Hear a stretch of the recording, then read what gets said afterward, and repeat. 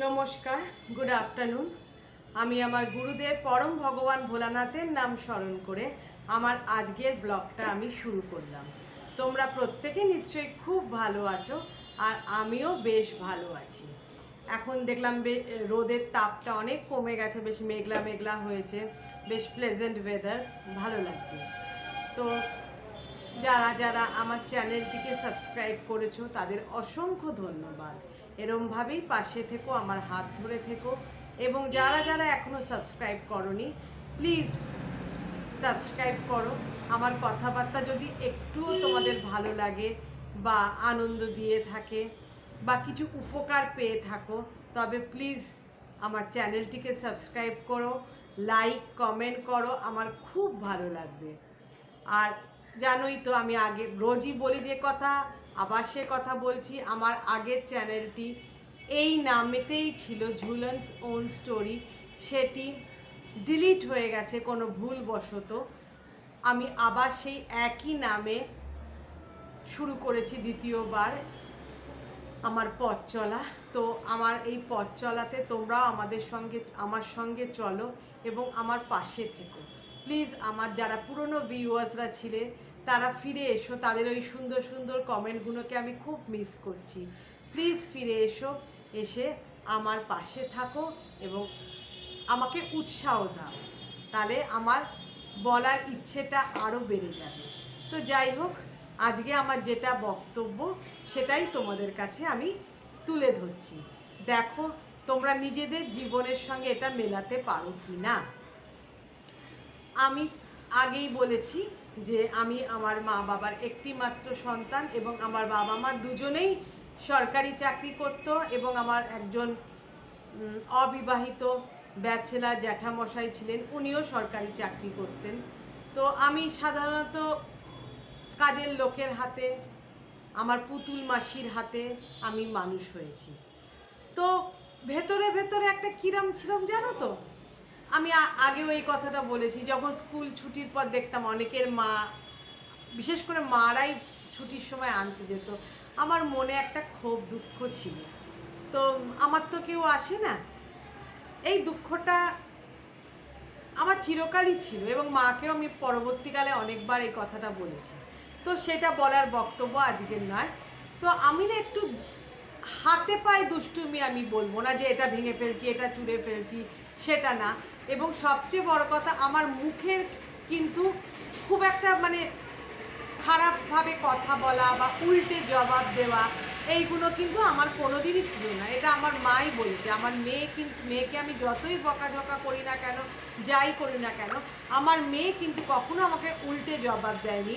হয়তো অনেক সময় আমি ভুল কিছু করেছি, কিন্তু সেটাও আমার মেয়ে কখনো জবাব দেয়নি। এবং আমার যত দুঃখ কষ্ট জীবনের চলার পথে তো অনেক কিছুই থাকে, সেগুলো আমি আমার মা বাবাকে গোপন করে গেছি, কারণ তারা দুঃখ পাবে। আমি আমার নিজের স্ট্রাগল নিজেই লড়েছি, কারণ ওই যে ছোটোবেলা থেকে মা বাপি জেঠু সবাই বেরিয়ে যেত, কিছুটা লড়া তো আমাকেই করতে হয়েছে, কিছুটা ডিসিশন আমাকেই নিতে হয়েছে। তাই আমি মানসিকভাবে খুব স্বাবলম্বী। হয়তো রাস্তায় বেরিয়ে অফিসে আদালতে কাজকর্ম করি না, কিন্তু আমি মানসিকভাবে খুব স্টেবল এবং খুব মনের জোর আমার, বলতে পারো। এই মনের জোরের উদাহরণ কিছু আমি তোমাদের বলছি। যেমন পরীক্ষা, মানে অ্যানুয়াল পরীক্ষা, বার্ষিক পরীক্ষা, যেটাতে আমি ক্লাসে উঠবো, সেটা হয়তো দোরগোড়ায়, হয়তো 10 দিন পর পরীক্ষা, কিন্তু আমার মন কিন্তু বসছে না লেখাপড়ায়। কেন বসছে না জানি না, যে বই নিয়ে বসে আছি, অথচ বই মানে পড়া হচ্ছে না ঠিক করে, সেটা আমি বুঝতে পারছি। ঠিক 3 দিন কি 4 দিন বাকি, তখন আমার টনকটা নড়ে উঠলো, আমার তো সেরকম কিছু পড়াই হয়নি। হ্যাঁ, চ্যাপ্টারগুলো হয়তো জানি, কিন্তু সে পরীক্ষার প্রিপারেশন তো হয়নি। তখন আমি মানে কি বলবো, আদা জল খেয়ে লেগে পড়া যাকে বলে না, শেষ মুহূর্তে আমি ওরকম লেগে পড়লাম। পড়ে এবার উদয় অস্ত পড়ে পরীক্ষাটা দিয়ে উতরে গেলাম। এই রকম ঘটনা আমার প্রত্যেক বছরই হতো, এবং আমাদের ডায়েসেশনে প্রত্যেক মানডে টেস্ট হতো 50 মার্কসের। এবার সেটা আমরা জানতে পারতাম ফ্রাইডে, মানে শুক্রবার দিন জানতে পারতাম, যেহেতু শনি রোববার ছুটি। এবার শুক্রবার সন্ধেবেলা হয়ে গেল, শনিবার হয়ে গেল এবং আমার স্কুলের যে আমার বন্ধু বান্ধব আমার ক্লাসমেট তারা কিন্তু শুক্রবার রাত্রির থেকে কি কি পড়বে কি কি কোয়েশ্চেন পড়বে যেটা আমি পরবর্তীকালে জানতে পারতাম স্কুলে গিয়ে, যে আমরা তো ফ্রাইডেতেই সব মানে জট ডাউন করে রেখেছিলাম এইগুলো ইম্পর্টেন্ট, এইগুলো মানডে টেস্টে আসতে পারে, স্যাটারডে সকাল থেকে পড়তে বসা গেল। আমার কিন্তু সেইগুলো হলো না। আমি রোববার দুবেলা পড়লাম, পড়ে সোমবার গিয়ে সেগুলোকে আমার উগলে দিলাম, দিয়ে পাশ করে গেলাম। এবার মানে আমি এই রকম ধরনের ছিলাম, মানে হাতে পায়ে দুষ্টুমি ঠিক করতাম না, কিন্তু এই দুষ্টুমিগুলো বলতে পারো বা চ্যালেঞ্জিং ব্যাপারটা আমার মধ্যে ছিল যে আমি ঠিক পেরে যাব। ঠিক এই জিনিসটা আমার মাধ্যমিকের সময়ও হয়েছিল। শোনো কি আমি তোমাদের কাছে তুলে ধরছি, কি দুঃসাহসিকতার পরিচয় আমি মানে দিয়েছিলাম সেটা তোমাদের কাছে তুলে ধরছি। অঙ্ক সাবজেক্টটাকে আমি ভীষণ ভয় পেতাম। এবার যখন মাথায় ব্যাপারটা ঢুকে যেত, ধরো কোনো চ্যাপ্টার বা কোনো মানে ধরো অ্যালজেব্রার কিছু, আমি অ্যালজেব্রাটা ভালোবাসতাম, অ্যালজেব্রার কিছু জিনিস যেমন রিজলভ ইনটু ফ্যাক্টরস, সলভ, এগুলো যখন আমার মাথায় ভালোভাবে ঢুকে গেল তখন কিন্তু আমি সেই জিনিসটাকে মানে ভয় পাচ্ছি না। টেস্ট পেপার বার করছি, ফটফট করে সেগুলো সলভ করছি, কিন্তু অঙ্কটাকে আমি ভয় পেতাম। আর অন্য অন্য সাবজেক্ট, প্রত্যেকটা সাবজেক্টকে আমি খুব ভালোবাসতাম এবং বেশ মন দিয়ে ভালোবেসে পড়াশুনো করতাম।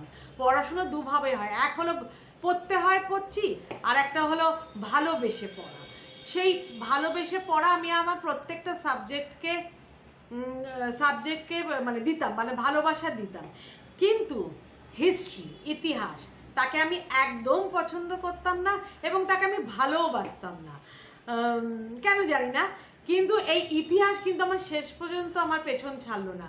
মানে আমাকে 11-12 ইতিহাস বা হিস্ট্রি নিতে হলো এবং ঘটনাচক্র আমি ভাবলাম যে যাকে বাঁচা গেছে, স্কুলটা গেছে, এবার কলেজে গিয়ে হিস্ট্রির কোনো ব্যাপার নেই। কিন্তু পলিটিক্যাল সায়েন্স অনার্সের পাশে যে পাসটা, যে কটা সাবজেক্ট ছিল, ইকোনমিক্স, তারপরে আর কি যেন, সেগুলো আমি 11-12 পড়িনি, কাজে আমি পারবো না। তাই বাধ্য হয়ে আমাকে ইলেকটিভ ইংলিশ এবং হিস্ট্রি পাশে নিতে হলো। সেই শেষ পর্যন্ত আমার হিস্ট্রিটা কিন্তু থেকে গেল এবং যথারীতি আমি ওই উতরে দেওয়ার মতন করে পড়াশুনো, মানে উতরে গেছি আর কি, না উতরে গেলে আর কি করে পাশ করে মানে গ্র্যাজুয়েশন কমপ্লিট করলাম। তো মাধ্যমিক, যেহেতু মাধ্যমিকের এখন রেজাল্ট বেরিয়েছে, এই জন্য মাধ্যমিকের কথাটাই আমার মনে এলো। তখন 9-10 মিলিতভাবে মাধ্যমিক ছিল এবং আমার বড় মেয়েও সেটা দিয়েছে, মানে 9-10-এর ডুয়াল, দুটো বছরের কোর্স নিয়ে মাধ্যমিক। খুব টাফ ছিল আমাদের মাধ্যমিক, এখন তো 1 বছরের হয়ে গেছে, তো কোর্স ছিল। তো 10-এ ওঠার পর টেস্টে অ্যালাউ হয়ে গেলাম। এবার আমি তো 1 মাস হেসে খেলে বেড়াচ্ছি, মানে আমার তো ওই শেষ মুহূর্ত না হলে ঠিক পড়াশোনা হয় না। আমাদের সময় কিন্তু ফেব্রুয়ারিতে পরীক্ষা হতো না, আমার মনে আছে যতদূর আমার 2nd মার্চ বা 5th মার্চ পরীক্ষা ছিল, এই দুটোর মধ্যে আমি ঠিক ডেটটা গুলিয়ে ফেলছি, নয় 2nd মার্চ, নয় 5th মার্চ। যারা 1985-এ মাধ্যমিক দিয়েছিল তারা বুঝতে পারবে, মানে জানতে পারবে, আমি ঠিক এটা গুলিয়ে ফেলেছি, প্লিজ কিছু মনে করো না। যাই হোক, প্রথম পরীক্ষা তবু আমি গুলিয়ে ফেলেছি কোন ডেটটা ছিল। তো আমার তো সেই পড়ায় আর মন বসছে না। ডিসেম্বরে টেস্টে অ্যালাউ হয়ে গেলাম, ফর্ম ফিল আপ হয়ে গেল, আমার ডিসেম্বর চলে গেল হেসে খেলে। জানুয়ারি মাসটাও মোটামুটি ওই পড়তে বসছি, দুবেলা টেস্ট পেপার সলভ করছি, টিচার যারা আছেন তারা কাজ দিচ্ছেন, ওই পর্যন্ত। মানে মাধ্যমিকের পড়াটা কিন্তু তেড়ে ফুড়ে যে পড়াটা কিন্তু আমার আরম্ভ হয়নি। এবার ফেব্রুয়ারি মাস পড়লো, ফেব্রুয়ারি মাসের মাঝামাঝি, মানে 10 তারিখ 12 তারিখ থেকে আমার মনে হলো, ও মা আমি তো এবছর মাধ্যমিক দেবো। তখন যেন আমার গায়ে একটা শিহরণ দিয়ে উঠলো, মা আমার তো কিছুই পড়াশোনা হয়নি, এবার তো আমাকে পড়তে বসতে হবে। তখন আমি তেড়ে ফুড়ে পড়াশোনা আরম্ভ করতাম। ইতিমধ্যে বাংলা, ইংরেজি, অঙ্ক, এই 3টের আমার টিচার ছিল। ফিজিক্সও যে অঙ্ক করাতো সে আমাকে ফিজিক্সও পড়াতো। পড়তাম আমি হিস্ট্রি, জিওগ্রাফি আর তোমার বায়োলজি, লাইফ সায়েন্স, আমাদের লাইফ সায়েন্স ছিল।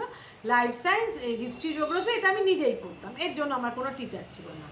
যিনি আমার বাংলা পড়াতেন উনি আমাদের ইংলিশও পড়িয়ে দিতেন এবং অঙ্ক আর ফিজিক্স যে পড়াতো সুমিত্রাদি, তার কাছেই আমি অঙ্ক ফিজিক্স করতাম, ব্যাস এই দুটোই আমার টিচার, আর কোনো টিচার ছিল না। মানে এখন যেমন শুনি যে প্রত্যেক বিষয় টিচার, না, এবং ইদানিং শুনছি অঙ্কতেও নাকি অনেকে 4টে টিচার, ইংরেজিতে 2টো টিচার। বাবা কি করে সময় কুলোয় বাবা আমি বলতে পারবো না। আমি তো ওই 2টো টিচারের কাজ করতে করতেই উল্টে যেতাম। তো তারা যে বিষয়গুলো পড়াতো সেগুলো তো তখন টেস্ট পেপার সলভ করেছে, ওই টেস্ট পেপার সলভ করতে করতে সেগুলো কিন্তু রপ্ত হয়ে গেছে। এবার আমার আন্ডারে যেইগুলো মানে আমি যেগুলো নিজে পড়বো, লাইফ সায়েন্স, হিস্ট্রি, জিওগ্রাফি, এবার জিওগ্রাফি বিষয়টা আমি বরাবরই খুব ইন্টারেস্ট পেতাম পড়তে, এবং জিওগ্রাফিটা আমার খুব ভালোভাবে প্রিপারেশন, খুব ভালোভাবে পড়াশুনো আমার হয়ে গেছে। এবং হিস্ট্রিটা মানে ইতিহাসটাকে আমি শিখে তুলে রেখে দিয়েছি, ওটা শেষ মুহূর্তে আমি পড়বো, ওইটা বাড়ি করছি না। তো আমি আমার বিষয়ের মধ্যে আমার লাইফ সায়েন্সটা আমি পছন্দ পড়তাম এবং লাইফ সায়েন্সের আঁকাটা খুব ইম্পর্টেন্ট ছিল, আঁকতাম। এবং একটা আঁকার আলাদা করে প্রশ্ন আসতো, যেটা এখনও হয়তো আসে, যেটা শুধু আঁকাতেই নম্বর থাকতো, লেভেলিং। তো সেই আঁকা প্র্যাকটিস করছি, আমার যতদূর মনে হয় ইয়ার আই এইগুলো আমাদের সময় আসতো, তো ওইগুলো আমি প্র্যাকটিস করছি। তারপরে যেগুলো কোশ্চেনের সঙ্গে একে একে দেবো সেইগুলো প্র্যাকটিস করছি, এরকমভাবে চলছে। জিওগ্রাফিটা তো ভালোভাবেই হয়ে গেছে, 2-3 বার হয়ে গেছে। তো চলছে, এরকমভাবে পড়াশুনো চলছে। ঠিক 1 সপ্তাহ বাকি মনে হয় আমাদের অ্যাডমিট কার্ডও এসে গেছে। অ্যাডমিট কার্ড আনতে গিয়ে এবার সবাই বলছে কিরকম প্রিপারেশন হয়েছে, কি হয়েছে না হয়েছে, চলছে। তখন বাড়িতে এসে আমার মনে পড়লো যে এবার তো আমাকে হিস্ট্রি পড়তে, ভাবো হিস্ট্রি আমার পড়াই হয়নি, রিভিশন তো দূর অস্ত, মানে একবারও পড়া হয়নি, বা সেই টেস্টে যেটা পড়েছি, মানে জানি না সেটা বলাটা ভুল, মিথ্যেও বলা হবে, টেস্টে দিয়েছি ব্যাস, ওই পড়া, তারপরে আর পড়া হয়নি। এই 3 মাসে আমি হিস্ট্রি বই বারও করিনি। তো ওই যেদিনকে ওই অ্যাডমিট কার্ড হাতে পেলাম সেদিনকে আমি হিস্ট্রি বইটা বার করব বলে, যেখানে আমার বইয়ের র্যাক, সেখান থেকে বার করলাম, তন্ন করে খুঁজছি, সেই হিস্ট্রি বই আমার পাওয়া যাচ্ছে না, মানে ইতিহাস বই আমি পাওয়া যাচ্ছে না। গলদ গর্ব, কেউ নেই বাড়িতে, সবাই তো যে যার কাজে গেছে, আমি তো মানে এই র্যাক খুঁজছি, সেই র্যাক খুঁজছি, যেখানে পড়ার টেবিল সেখানটা খুঁজছি, হিস্ট্রি বইটা আর পাচ্ছি না। মানে ঠাকুরও মনে হয় আমাকে শাস্তি দিয়েছিল, কারণ তুই মানে ঠাকুর এবং ইতিহাস যে মানে ইতিহাস দেবতাই আমি বলবো, তিনিও বোধহয় আমাকে শাস্তি দিয়েছিল, তুই আমাকে যেমন মানে আমাকে নেড়ে চেড়ে দেখিস, দেখ তোকে আমি জব্দ করছি। তখন আমি তোমাদের আগে বলেছিলাম না, আমার মাথায় চট করে বুদ্ধি আসে এবং আমি কখনো হেরে যাই না, মানে কোনো ভেঙে পড়লাম মানে সেরকম কিন্তু না। তো আমার তৎক্ষণাৎ মাথায় বুদ্ধি এসে গেল যে তাই তো, আমাদের একতলায় তো আমার বন্ধু মৌসুমি আছে, ও তো ক্লাস 9-এ পড়ে বা 10-এ উঠেছে আর কি, মানে আগে আমার থেকে 1 বছরের ছোট, তাই 1 বছর পেছনে, ও 2 বছরের পেছনে ছিল, কারণ ও 9-এ একবার ফেল করেছিল, তখন ও আবার 9-এ পড়ছে। তো 9-এ পড়ছে, তো ও তো ওর বাংলা বইটা নিয়ে এলে কেমন হয়, বাংলাটা যদি আমি মানে বাংলাটা পড়ে পড়ে যদি বুঝে যাই, তাহলে তো আমি ট্রান্সলেট করে পরীক্ষার হলে লিখতে পারবো। বাবু সবাই পড়ে নোটস রেডি করে, যেখানে যেখানে তারা পড়ে তাদের কাছে সাজেশনস কালেক্ট করে তারা রীতিমতো তৈরি। তখন আমার 4-5 দিন বাকি, তখন আমি মৌসুমিকে গিয়ে বললাম, মৌসুমি তোর বাংলা হিস্ট্রি বইটা দিবি রে। এবার তাকে তো আমি বলতে পারছি না, সে তো আমার মাকে লাগিয়ে দেবে, কারণ সে অনেক সময় বাংলা প্রশ্ন উত্তর লিখে এসে আমার মাকে বলে, তখন সে বলবে যে যে বড় মা বলতো না, জেঠি বলতো, জেঠি ঝুলন তো আমার বাংলা বইটা নিয়ে এসছে, ও তো হিস্ট্রি বই হারিয়ে ফেলেছে, তাই ওকে বলা যাবে না। তাই আমি বললাম, শোন তোদের বাংলা বইতে আমি শুনেছি এক্সট্রা পয়েন্ট থাকে, তুই কি আমাকে দিবি এই আর তো 4-5 দিন, মানে যতদিন না হিস্ট্রি পরীক্ষাটা হয় ততদিন তুই আমাকে দিবি। তখন ও বলে হ্যাঁ নে, আরে তোর যখন দরকার হবে তুই অবশ্যই নিয়ে আসবি, কিন্তু তুই কিন্তু আমার কাছে এখন থাক বইটা, তোর যেদিনকে রুটিনে থাকবে তুই নিয়ে যাবি, আবার কিন্তু এসেই আমাকে দিয়ে দিবি, কিন্তু আমি তাহলে এক্সট্রা পয়েন্টগুলো এখন দেখবো। ও গ্ল্যাডলি আমাকে খুব হাসি মুখে দিল, তো আসল কথা জানে না।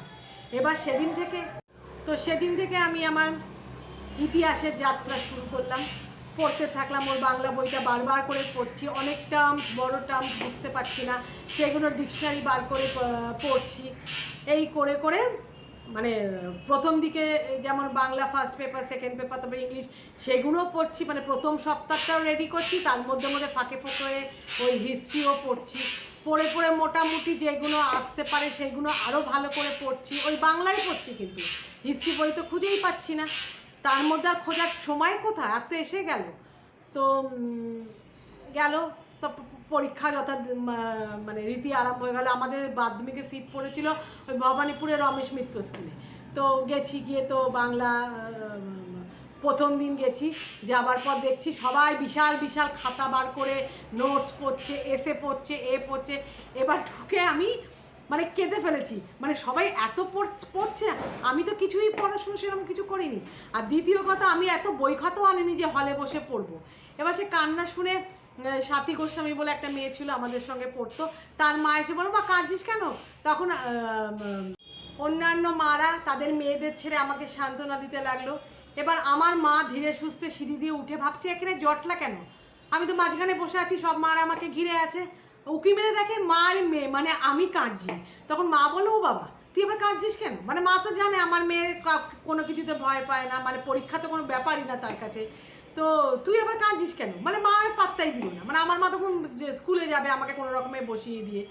তো হলো, পরীক্ষা টরীক্ষা দিলাম, হাসি মুখে বেরোলাম, মোটামুটি যা যা পড়ে গেছি এসছি। এবার হিস্ট্রির দিন এলো।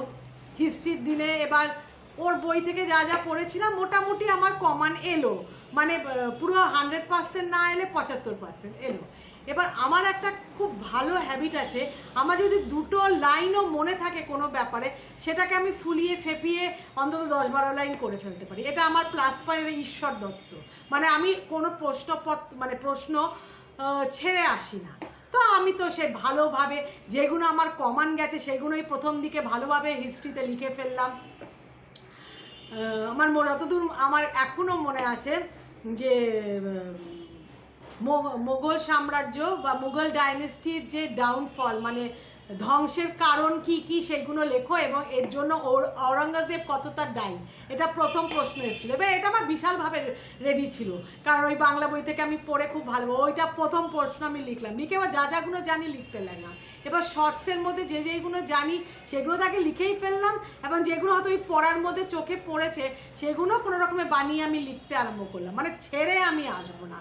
তবুও নিজের প্রিপারেশান, মানে প্রিপেয়ার্ডভাবে যাওয়া পরীক্ষা দিতে, একটা মাধ্যমিকের মতন জীবনের প্রথম পরীক্ষা, সেই পরীক্ষা নিজে মানে ভালোভাবে প্রিপেয়ার্ড হয়ে পরীক্ষা দেওয়া, আর শেষ মুহূর্তে ওই বই, বাংলা বই রিডিং করে ইংলিশে ট্রান্সলেট করে পরীক্ষা দেওয়া, এটার মধ্যে তো বিশাল তফাৎ আছে গো।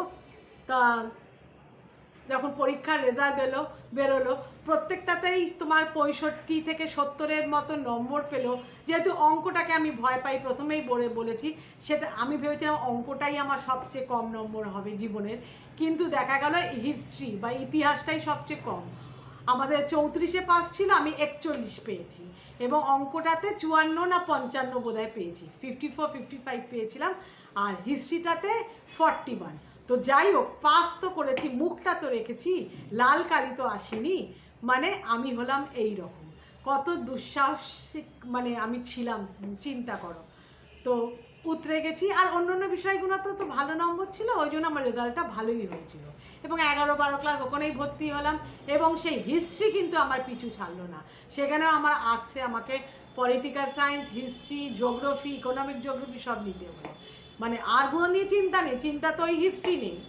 আর এবং তখন আমাদের উচ্চ মাধ্যমিকে মনে আছে 200 করে পেপার ছিল প্রত্যেকটা বিষয়, মানে আমার 600-এ পরীক্ষা দিয়েছি, কি কঠিন ছিল। এখনকার ছেলেমেয়েরা তো হেসে এত নম্বর পাবে না কেন, হেসে খেলে তো পাস করে যাচ্ছে। আমাদের মাধ্যমিকে যেমন 2 বছর মিলিয়ে উচ্চ মাধ্যমিকে প্রত্যেকটা বিষয়ে 200, মানে 1200-এ পরীক্ষা দেওয়া।